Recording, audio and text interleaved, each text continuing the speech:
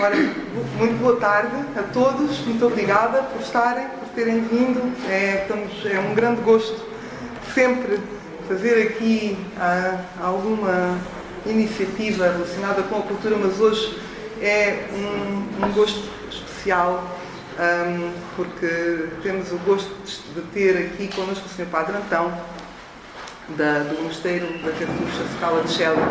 Sr. Padre, muito obrigada por ter acedido ao nosso convite e por poder dispor de alguns minutos para estar aqui connosco. Temos muita honra na sua presença. Muito obrigada por ter vindo. É sempre muito bem-vindo aqui e, portanto, é um motivo de felicidade. Depois gostava de cumprimentar o arquiteto Luís Ferro e as nossas amigas da editora Canto Redondo, que estão hoje aqui connosco e que já são também nossas parceiras por outros projetos, mas sobretudo por este projeto deste livro do Ermitério da Cartucha de Évora, que hoje aqui temos o gosto de apresentar. Gostava de cumprimentar todos os amigos que estão presentes e agradecer mais uma vez a vossa disponibilidade para estarem aqui num fim de tarde que não é muito convidativo. E queria dizer apenas umas curtas palavras em relação a este trabalho do arquiteto Luís Ferro, que, ao contrário do que me acontece de outras vezes, li do princípio ao fim, e que nós já tínhamos feito aqui na Direção-Geral de Cultura há cerca de um ano e tal, talvez, não é? Uma pré-apresentação, e hoje, felizmente, temos já a apresentação do livro já final, e na altura, quando fizemos a pré-apresentação, não tinha tido a oportunidade de ver o conteúdo do livro com detalhe, coisa que agora felizmente consegui fazer e gostava de lhe dar os parabéns. E é uma apreciação pessoal aquilo que eu vou aqui dizer, porque depois o arquiteto naturalmente fará a apresentação do seu trabalho e é a pessoa mais competente para falar disso e muito mais do que eu, naturalmente, e portanto aquilo que eu vou aqui dizer e gostava de passar, de transmitir, foi a minha leitura e a minha visão pessoal deste trabalho do arquiteto Luís Ferro. É um trabalho que a mim me emociona, porque é um trabalho que vai muito para além. Não é um livro de arquitetura, não é um livro sobre um mosteiro, não é um livro sobre património, não é um livro, se calhar podemos dizer, sobre a vida e sobre aquilo que é a falta que nós temos de espiritualidade na nossa vida. E que ele consegue, com um excelente cruzamento das várias dimensões que trata neste trabalho, consegue-nos passar como uma mensagem una. Está muito, muito bem escrito. Muitos parabéns. Obrigado. Muito bem escrito. Está escrito de uma forma, para além do meu ponto de vista de ser muito bem escrito, está escrito de uma forma muito essencial. Quer dizer, não tem uma palavra a mais do que aquilo que é preciso. O arquiteto Luís Ferro consegue, com poucas pessoas, e hoje em dia cada vez se consegue menos, porque nós vivemos num mundo de tagarelice, não é? Toda a gente fala sobre tudo e escreve sobre tudo e grita sobre tudo. É muito difícil ir à essência das coisas e conseguir falar de uma dimensão tão rica e tão assombrosa, no bom sentido, como é esta, do Mosteiro de Scala de Shelley, da Cartucha, com uma economia de palavras, como eu disse há bocadinho, do meu ponto de vista, apenas fala da essência das coisas. E por isso eu acho que ele é um livro essencial, porque fala da essência das coisas. E porque é um livro muito bonito. Tem uma preocupação estética, de beleza, notável, pela simplicidade, que é a forma mais difícil, se calhar, de nós chegarmos à beleza. Tudo isso não é, com certeza, indiferente daquilo que é o objeto que trata no seu trabalho, mas não é fácil, não é nada fácil fazê-lo com tanta simplicidade, com tanta qualidade e com tanta profundidade. E eu não estou a fazer isto por um elogio, para elogiar, é porque considero mesmo que a leitura deste livro nos dá a medida daquilo de que deveria ser o trabalho, de que deveriam ser os estudos e os trabalhos quase sobre a arquitetura, porque a arquitetura é uma arte, é um conhecimento, é uma prática, que muitas vezes é reduzida e cada vez mais no nosso período contemporâneo parece que a arquitetura cada vez mais é reduzida, às vezes quase a objetos contemporâneos para serem contemplados e fotografados. E há aqui vários amigos arquitetos na sala, sabem, com certeza, se calhar também concordarão, que se chegou a um extremo na arquitetura contemporânea que muitas vezes nós, cidadãos comuns, pessoas comuns dos mortais, sem sermos arquitetos, achamos que falta ali alguma coisa, que falta ali alguma essência, alguma espiritualidade. E quando vamos observar, analisar e sentir edifícios antigos que nos chegam, por exemplo, como este mosteiro da Scala di Celio da Cartucha,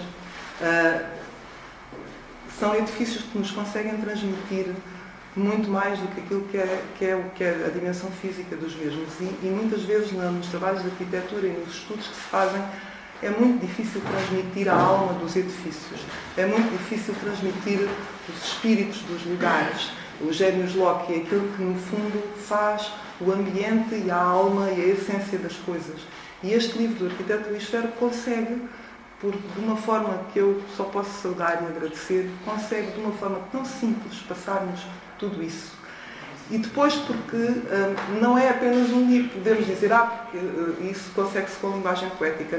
Não é com linguagem poética, é um livro que tem muito conhecimento condensado aqui, tem muitos anos de trabalho, portanto não é um livro sobre ideias gerais e sobre considerações poéticas sobre o edifício e sobre o momento, não é. Portanto, revela, é uma depuração a partir do grande conhecimento que foi adquirindo e que tem sobre o mosteiro, mas também sobre a sua dimensão espiritual, que não é indiferente à forma como tratou o tema, consegue, de facto, essa quase quadratura do círculo que nós hoje vemos tão pouco nos trabalhos, sobretudo então em trabalhos de foro académico, como começou por ser este seu, e que depois eu não vi o trabalho original, mas imagino que é a grande base deste livro, embora possa depois ter sido depurado. Depois, além de felicitar o autor e a editora por ter também apostado e ter trabalhado na qualidade deste livro, porque este livro é uma obra total, tem muita qualidade no conteúdo e tem muita qualidade na forma. Tem fotografias que não podem, do meu ponto de vista, estar mais adequadas àquilo que é o ambiente e o objeto que trata no seu livro. Tem epígrafes cuidadosamente escolhidas e que elas próprias podiam ser objeto de uma outra quase dissertação, tal é a densidade que concentram nelas as epígrafes que separam. Cada capítulo ou subcapítulo do livro são, de facto, com certeza que foram escolhidas cuidadosamente, mas são excelentes para aquilo que, pelo menos eu, como leitora da mensagem que me chegou e que me afetou positivamente o coração e a minha alma, foi muito também porque dei muita atenção às suas epígrafes e entendi o que veio a seguir como sendo uma forma de desenvolvimento quase daquilo que foram as epígrafes que escolheu. E depois, por fim, para não me alongar mais, porque, como disse, temos o Sr. Padre Antão connosco e ele não pode ficar até muito tarde e é o Sr. Padre Antão que nos vai dar as palavras finais.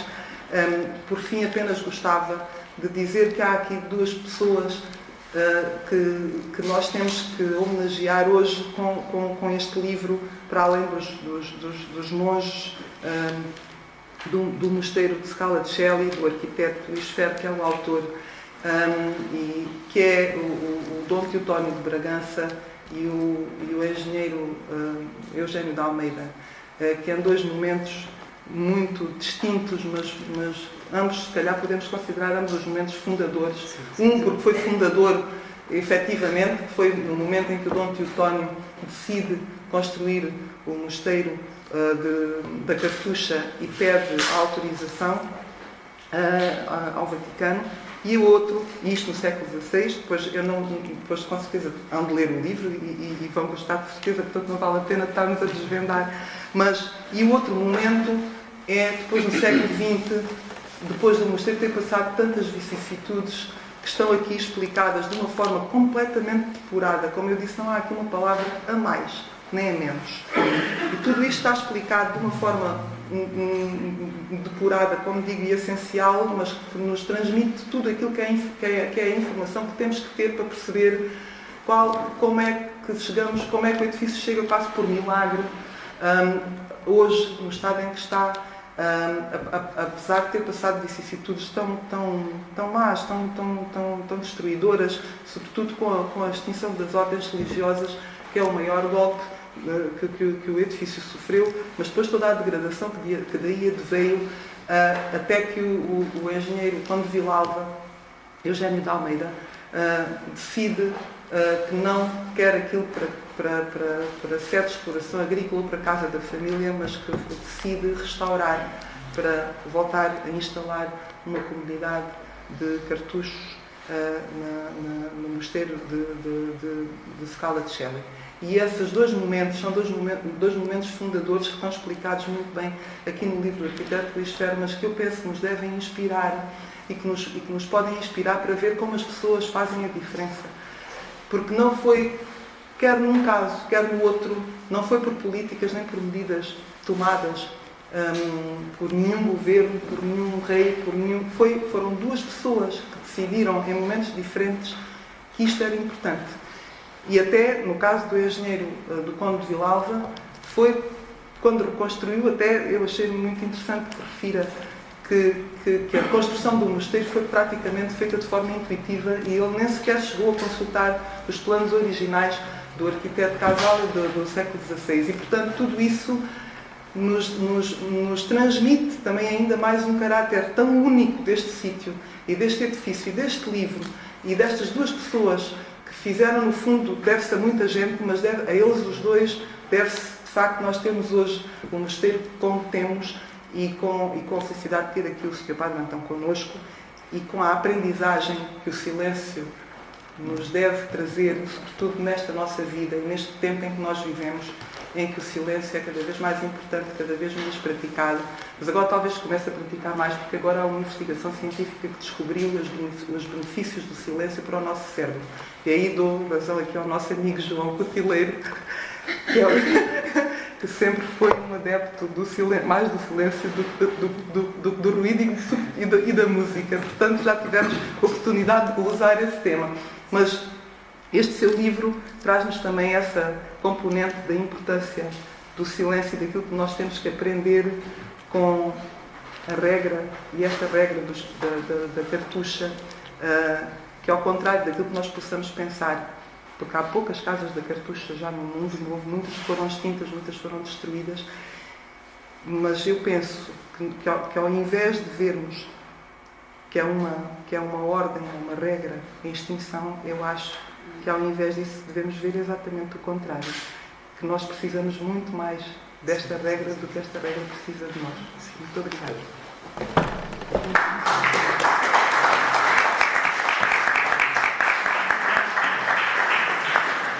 Antes que me emocione, permitam-me, pelo Canto Redondo, juntar algumas palavras para agradecer a todos nesta ocasião de plenitude. Começando, obviamente, por agradecer à Direção Regional de Cultura do Alentejo as oportunidades para fazer aqui os eventos de pré-apresentação e de lançamento deste livro. Não é de pouca importância o facto de a direção que coordena as atividades culturais da região alentejana nos demonstrar tanta disponibilidade e tanta generosidade, já que este apoio nos dá vontade de continuar a produzir e a editar qualidade e conhecimento, como pensamos que é o caso. Desvirtuando todo o espírito de humildade do anonimato que os cartuchos de Évora nos ensinaram neste processo, permitam-nos uma palavra de especial agradecimento à Sra. Diretora, a Mestra Ana Paula Amendoeira, à Doutora Ana Borges e à Doutora Sandra São Pedro por todo o apoio na realização destas sessões.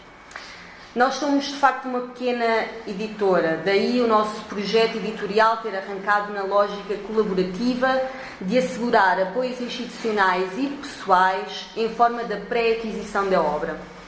Portanto, O mérito da viabilidade financeira do livro está do lado de quem nele acreditou desde a primeira hora, sem que ainda sequer existisse.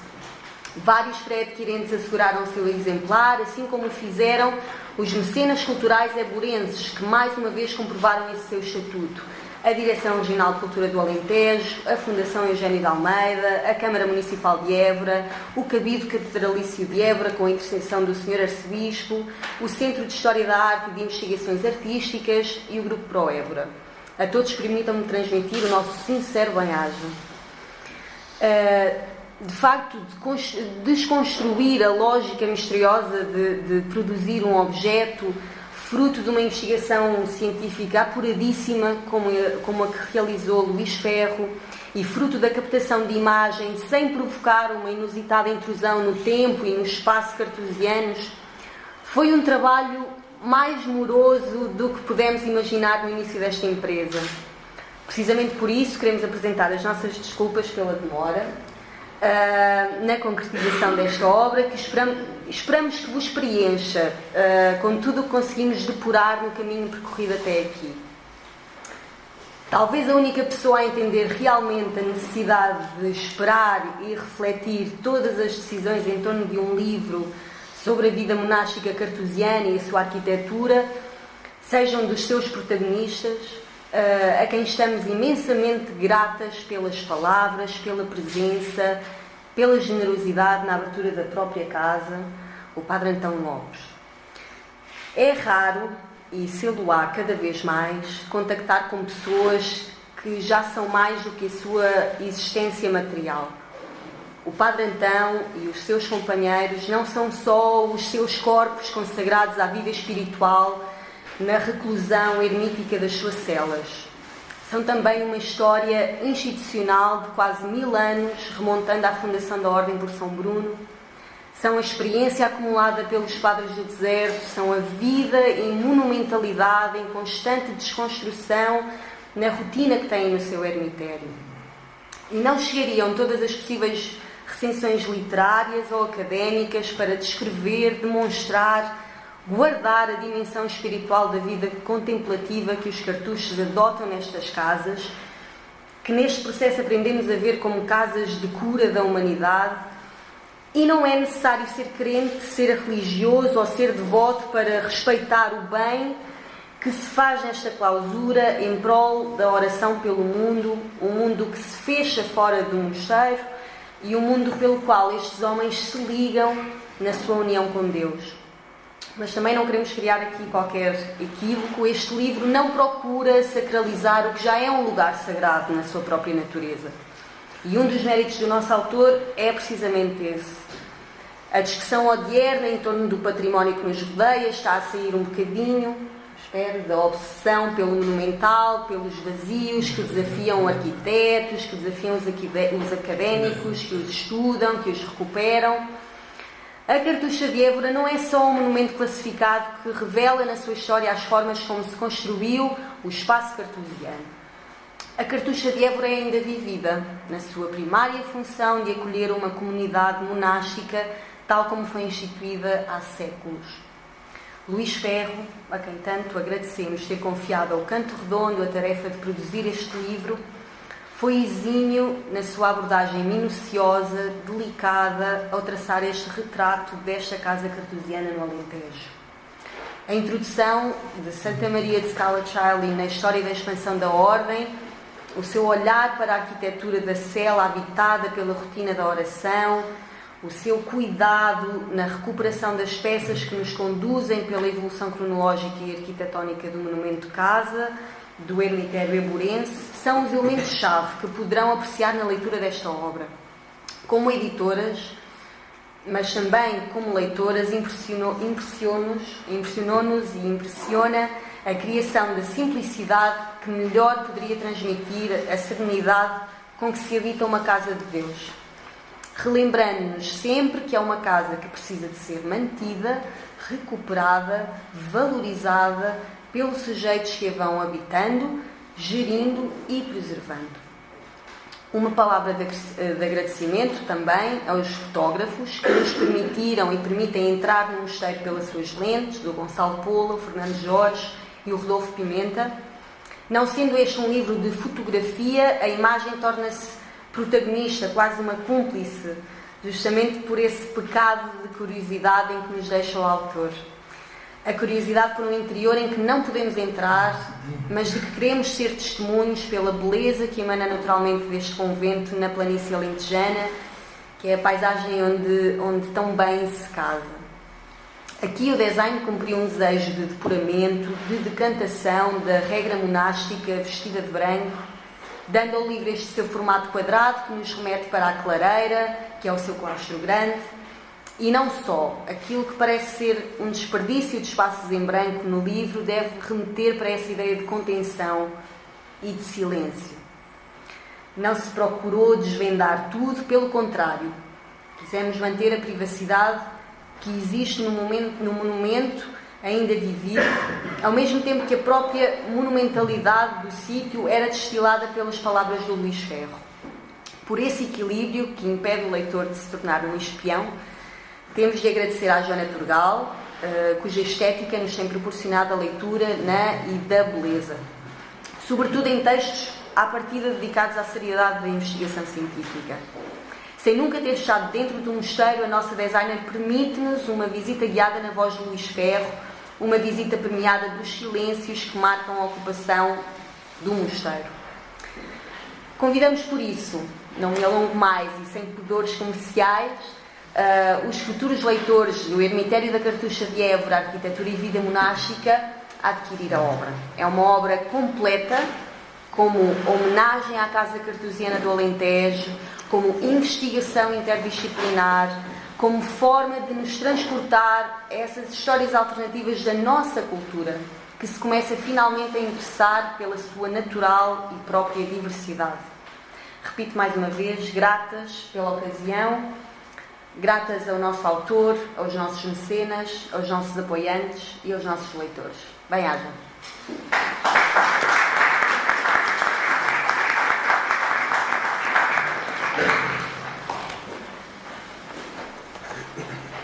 Bem, obrigado a todos por terem vindo. Em primeiro lugar, gostava de agradecer à doutora Ana Paula Amendoeira e ao Padre Antão, prior da Cartucha de Évora, por terem aceito primeiro o desafio de apresentar este livro e pelas bonitas palavras que lhe dedicaram, e fiquei mesmo muito emocionado com a sua leitura do livro. Obrigado.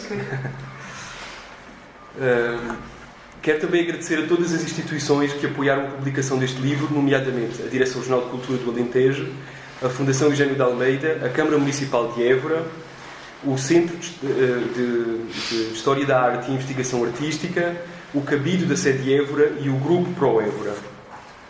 E todos os leitores que fizeram a pré-aquisição deste livro e que apoiaram a sua produção e edição. Este livro tem por base uma tese de mestrado integrada em Arquitetura que terminei em 2009 na Universidade de Évora.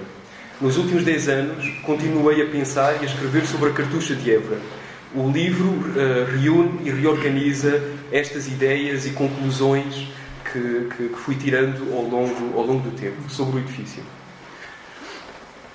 Para me preparar para esta apresentação, decidi revisitar as primeiras folhas que fui escrevendo quando fui confrontado com o facto de ter que fazer uma tese de mestrado.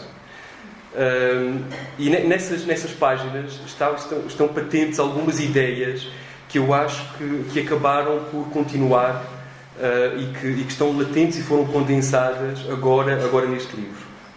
E ideias estas ainda antes de ter escolhido o Mosteiro da Cartucha como objeto de estudo. Nestas páginas percebo que perseguia a ideia de silêncio em arquitetura. Estava muito interessado na ideia de silêncio como potência criadora, como proposta estética. Queria perceber como é que a noção de silêncio poderia orientar as ideias de arquitetura, tal como havia feito para Mark Rothko na pintura, Brancusi na escultura, para Dreyer no cinema e para John Cage na música, para dar apenas alguns exemplos. Foi especialmente importante para mim o filme A Paixão de Joana d'Arc, de Dreyer, para a construção e maturação, cristalização de uma ideia de silêncio associada à espiritualidade, ao espaço sagrado. Rapidamente fiquei a saber que nos arredores de Évora havia uma pequena comunidade de monges que cumpriam votos de isolamento e silêncio. Fiquei fascinado com essa ideia. Ainda mais quando vi um plano do mosteiro, quando vi desenhos dessa casa religiosa. De uma forma indescritível, percebi que iria dedicar muitos anos da minha vida ao estudo daquele mosteiro. Era um dos edifícios mais bonitos que já havia visto. Eu comecei a ler os desenhos a que consegui aceder, e rapidamente surgiram dúvidas e questões que não estavam explicadas na bibliografia de referência. Ganhei coragem e fui falar na altura com o Padre Antão, o prior do mosteiro. Desculpem. A primeira vez que entrei no mosteiro foi para mim um momento inesquecível. Fiquei muito impressionado com o edifício. 10 anos depois continuo a regressar mentalmente a esse instante, ou a esse momento, em que o portão da clausura se abriu e me foi dado acesso a um lugar misterioso, incompreensível para mim. Revisito, vezes sem conta, imagens ou fragmentos dessa passagem por portas, pátios e jardins silenciosos, num percurso que na altura me pareceu labiríntico, até chegar ao Jardim das Laranjeiras, ao Claustro Grande. Na altura pareceu-me interminável. Fiquei impressionado com os muros cegos, a amplitude do jardim, a luz a jogar com as colunas do claustro, a simplicidade das arcadas e, claro, o silêncio só quebrado pela água do tanque e o bater do sino no campanário. Este livro é o resultado de algumas destas ideias. É um livro de arquitetura, com várias descobertas sobre a espacialidade e a métrica do mosteiro, de história, com a análise cuidadosa dos planos antigos e das alterações feitas durante o restauro do Conde Eugênio de Almeida entre 1942 e 1960, mas é também um livro sobre o deslumbramento de um jovem arquiteto sobre este edifício, as suas luzes e sombras e sobre os monges que nele habitam. As editoras Joana Mourão e Lia Nunes pediram para partilhar convosco o conceito do livro, isto é, as ideias que guiaram a edição dos conteúdos, tanto escritos como gráficos. Para o fazer, vou contar-vos um pequeno episódio que para mim foi muito revelador. Numa visita que fiz ao mosteiro, estava num canto do claustro grande a desenhar, quando reparei que um monge, o Padre Isidoro, que na altura era o procurador do mistério, vem desde muito longe, a andar na arcada, devagarinho, ao meu encontro. Pegou-me na mão e disse-me, a sussurrar: sabes qual é a maior e a melhor construção que alguma vez poderás fazer? É o teu castelo interior. Dito isto, assim como tinha chegado, voltou a partir e desapareceu para dentro da porta de uma cela. Na altura não percebi o significado desta frase. Lembro-me que a única coisa que consegui pensar na altura era como é que o Padre Isidoro sabia que eu era arquiteto. Não tinha percebido nada da ideia por detrás dessa frase. Mas o que é certo é que esse saber ou essa lição foi-se construindo dentro de mim e acabou por fazer com que visse e entendesse o mosteiro de uma forma completamente diferente. Passei a ver a arquitetura como uma parte essencial do pensamento e da espiritualidade cartesiana, baseada na ideia de ascese espiritual, de construção interior que implica necessariamente a mortificação da carne, do corpo e de todos os bens materiais. Trata-se de um caminho de purificação e de ascensão no qual a arquitetura do mosteiro, especialmente a espacialidade do ermitério, são atores essenciais. Neste sentido, era muito importante para nós dar a ver o mosteiro sem violar ou destruir a interioridade do espaço sagrado. Evitámos incluir imagens de grandes dimensões, privilegiámos imagens pequenas, reflexos e fragmentos de momentos importantes da vida cartesiana. Não incluímos imagens dos monges, nem do seu cotidiano, e decidimos que o livro seria a preto e branco para aumentar a abstração e a distância entre os leitores e o monumento, mas também para dramatizar a luz, que é absolutamente fantástica. As fotografias são maravilhosas, quase todas da autoria do Rodolfo Pimenta e do Fernando Jorge, e a edição gráfica que acompanha estes princípios foi feita pela Joana Trugal, aos quais muito agradeço. Por fim, resta-me agradecer por terem vindo ao lançamento do livro. Espero que o leiam e que gostem. Obrigado.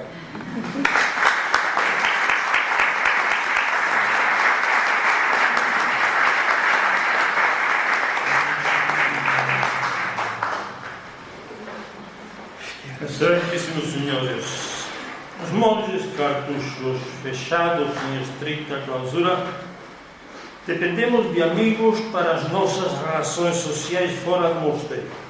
Além de médicos e enfermeiros, precisamos de ajudas para as obrigações com a administração burocrática, para compras, obras ou subsistência. É normal que, saindo rara vez, o prior não possa sair sem pedir ajuda.